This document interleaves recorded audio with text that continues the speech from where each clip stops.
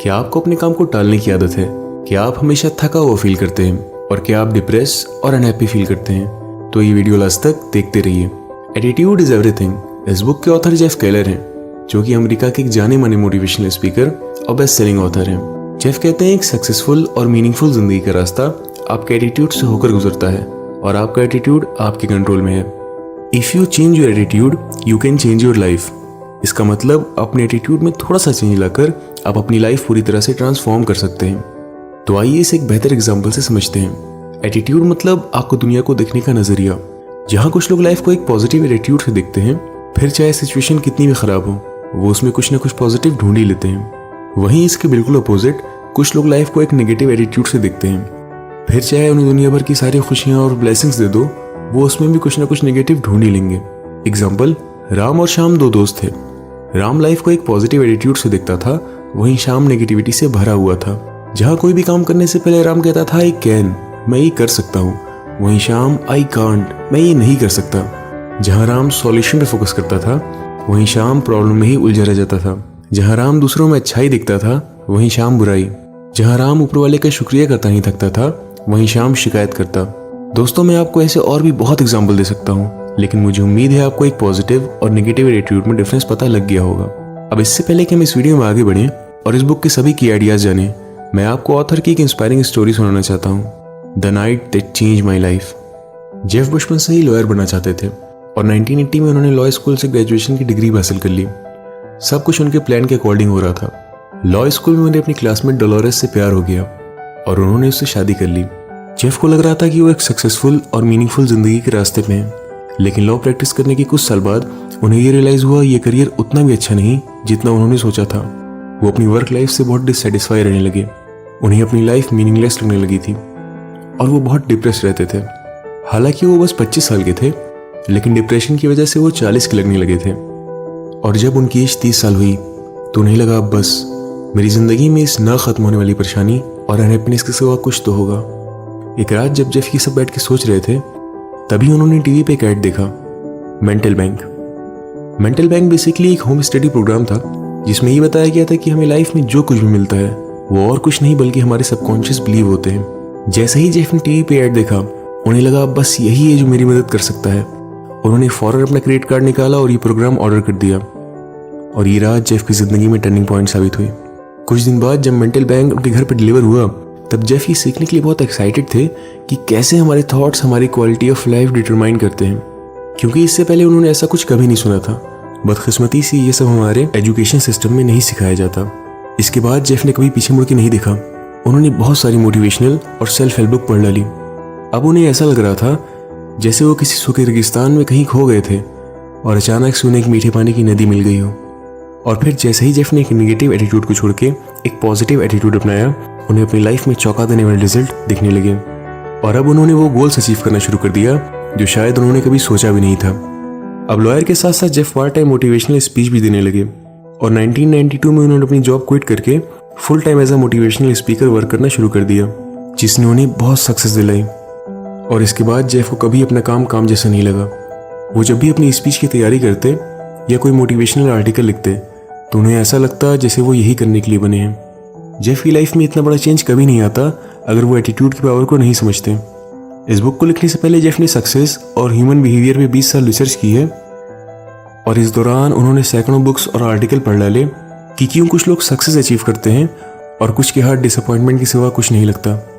इस वीडियो में मैं आपको इस बुक की सभी की आइडियाज डीपली एक्सप्लेन करूंगा और मेरा ये वादा है आपसे कि अगर आप इस वीडियो को पूरा देख के इसमें बताई बातें 20% भी अप्लाई करते हैं तो आपको भी अपनी लाइफ में चौंका देने वाले रिजल्ट दिखेंगे। की idea number 1, your attitude is your window to the world. हम सभी अपनी जिंदगी की शुरुआत एक क्लीन मेंटल विंडो से करते हैं। एग्जाम्पल, एक बच्चा जब भी चलना सीखता है और वो गिर जाता है तब वो क्या करता है? मैं आपको बताता हूँ वो क्या नहीं करता।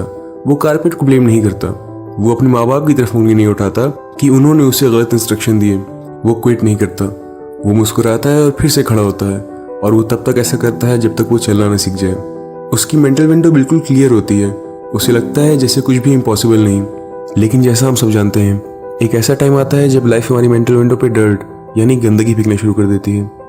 हमारी मेंटल विंडो गंदी होने लगती है जब हमें कुछ कम नंबर लाने की वजह से क्रिटिसाइज किया जाता है। हमारी मेंटल विंडो गंदी होने लगती है जहाँ हमें एक दूसरे से कंपेयर किया जाता है। हमारी मेंटल विंडो गंदी होने लगती है जब हमें लाइफ में डिसअपॉइंटमेंट और रिजेक्शन मिलता है, और इन सब वजहों से हम खुद पे बिलीव और एक पॉजिटिव एटीट्यूड कहीं खो देते हैं। अगर आप अपनी मेंटल विंडो क्लीन नहीं करेंगे तो ऐसा होने के बहुत चांसेस हैं कि आप अपनी ज़िंदगी नेगेटिविटी और फ्रस्ट्रेशन में गुजार देंगे, और इसकी वजह से आप अपनी ज़िंदगी कभी खुल के नहीं जी पाएंगे। लेकिन एक रास्ता है। जेफ कहते हैं, you always have a choice. आपके पास ज़िंदगी जीने के 2 रास्ते होते हैं, पॉजिटिव एटीट्यूड और नेगेटिव एटीट्यूड। या तो आप अपनी पूरी ज़िंदगी आपके पास जो नहीं है उसी का रोना गाते गुजार दीजिए, या एक पॉजिटिव एटीट्यूड रख के आज आपके पास जो नहीं है उसके लिए काम करिए, और ऐसे आपको वो सब मिलेगा जो आप चाहते हैं। मैं जानता हूँ आप सोच रहे होंगे ये सब कहना बहुत आसान है, करना नहीं। तो चलिए मैं आपको एक छोटी सी स्टोरी सुनाता हूँ। ये कहानी है डॉक्टर विक्टर फ्रैंकल की, जिन्होंने इस दुनिया में ही नर्क देखा। हिटलर की नाजी सरकार ने यहूदियों पे बेहद जुल्म ढाए, और जुल्म भी ऐसे जिन्हें हम और आप सोच भी नहीं सकते।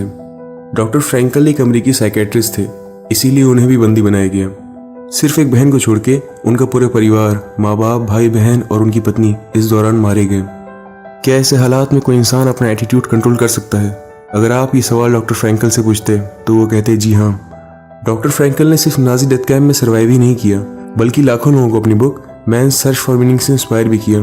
अब अगर डॉक्टर फ्रैंकल जैसे लोग ऐसे हालात में भी एक पॉजिटिव एटीट्यूड रख के लाखों लोगों को इंस्पायर कर सकते हैं, तो फिर इसके आगे हमारी और आपकी प्रॉब्लम क्या है?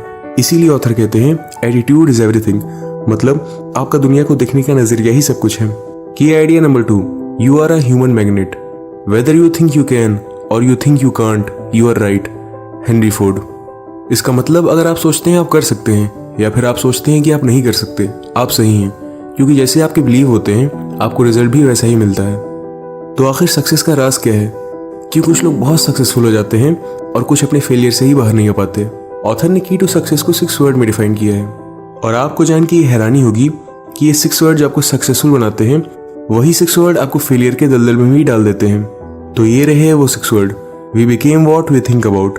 मतलब हम वही बन जाते हैं जैसा हम खुद के बारे में सोचते हैं। अगर आप अपने किसी गोल के बारे में लगातार सोचते हैं तो ऐसा होने के बहुत चांसेस हैं कि आप उसे अचीव करने के लिए कदम आगे बढ़ाएंगे। मान लीजिए एक आदमी है जिसका नाम फ्रेड है।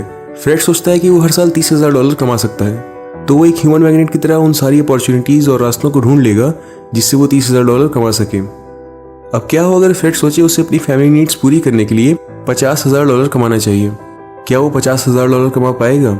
ये डिपेंड करता है कि फ्रेड को खुद पे कितना भरोसा है। ऐसा होने के बहुत चांसेस हैं कि फ्रेड $50,000 कमा सकता है, लेकिन अगर उसे खुद पे इतना भरोसा नहीं होगा कि वो कमा सकता है तो वो कभी नहीं कमा पाएगा। इसके बजाय अगर फ्रेड खुद पे भरोसा करे और ये सोचे कि उसके लिए कुछ भी इम्पॉसिबल नहीं, तो वो एक ना एक दिन $50,000 जरूर कमा लेगा। एक रिसर्च के दौरान अर्ल नाइटिंगेल, जो कि ग्रेट सक्सेस राइटर थे, उन्होंने ये पाया कि दुनिया भर के सभी महान राइटर, फिलोसोफर और रिलीजियस लीडर इस बात पे एग्री करते हैं कि हमारे थॉट्स ही हमारे एक्शन डिटरमाइन करते हैं। मतलब अगर आप खुद पे भरोसा और एक ऐसा माइंडसेट रखिए कि आपके लिए कुछ भी इम्पॉसिबल नहीं, तो सच में आपके लिए कुछ भी इम्पॉसिबल नहीं। Attitude versus action. मैंने अभी तक इस वीडियो में एटीट्यूड, थिंकिंग और बिलीफ के बारे में बहुत बातें की हैं, और आप कहीं ना कहीं ज़रूर सोच रहे होंगे कि भाई एक्शन कहाँ है, क्योंकि जब तक हम एक्शन नहीं लेंगे हम अपने कोई भी गोल अचीव नहीं कर सकते।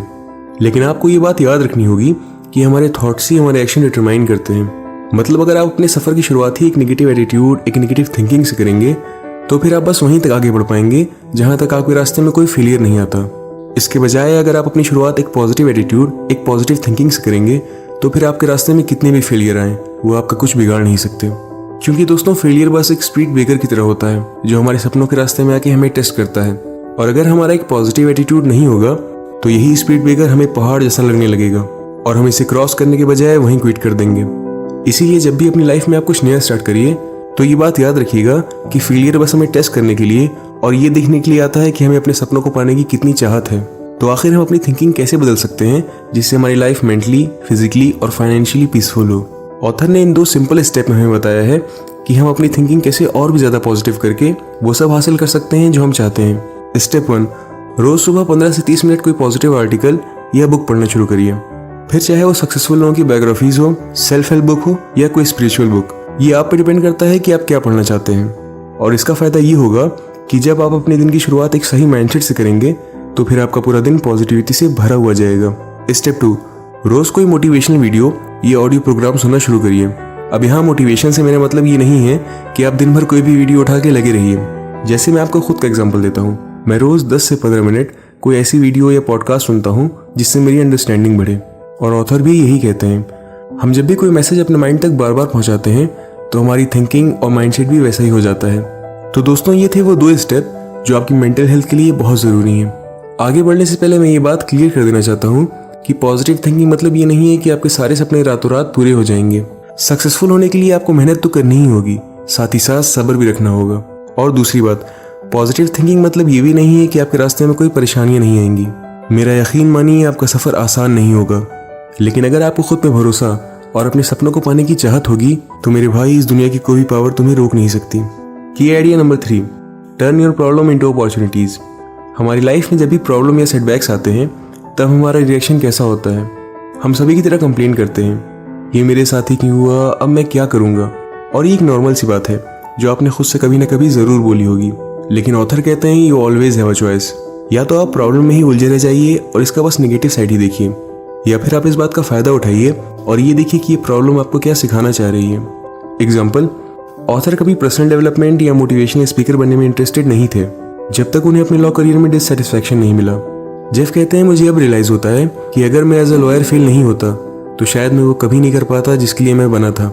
क्या आपकी लाइफ में कभी कोई ऐसी प्रॉब्लम आई है जिसे देख आप बहुत परेशान हुए हो, लेकिन कुछ टाइम बाद आपको ये रियलाइज़ हुआ हो कि वो प्रॉब्लम नहीं बल्कि एक ब्लेसिंग थी? एग्जाम्पल, वॉल्ट डिज्नी, जो डिज्नी कंपनी के फाउंडर और मिकी माउस क्रिएटर थे, वो पहले एक न्यूज़पेपर में एज अ कार्टूनिस्ट काम करते थे और उन्हें वहाँ से ये कह के निकाल दिया गया कि उनमें लैक ऑफ इमेजिनेशन और आइडियाज़ की कमी है। अब अगर वॉल्ट डिज्नी को उस दिन न्यूज़पेपर कंपनी से नहीं निकाला जाता तो शायद वो 22 ऑस्कर विनर कार्टून सीरीज कभी नहीं बना पाते। तो दोस्तों, अब आपकी लाइफ में जब भी कोई प्रॉब्लम आए तो उस वक्त नेगेटिविटी के जाल में फंसने के बजाय आप ये देखिए कि आप उसे कैसे ओवरकम कर सकते हैं, उससे क्या सीख सकते हैं। और अगर आपने अपना एक ऐसा एटीट्यूड बना लिया तो फिर आपको सक्सेस अचीव करने से कोई रोक नहीं सकता। तो दोस्तों, ये था एटीट्यूड इज एवरीथिंग का पार्ट 1। मुझे उम्मीद है ये वीडियो आपको पसंद आई होगी, और अगर आप पार्ट 2 मिस नहीं करना चाहते तो इस वीडियो को लाइक करके सब्सक्राइब करना मत भूलिएगा। धन्यवाद।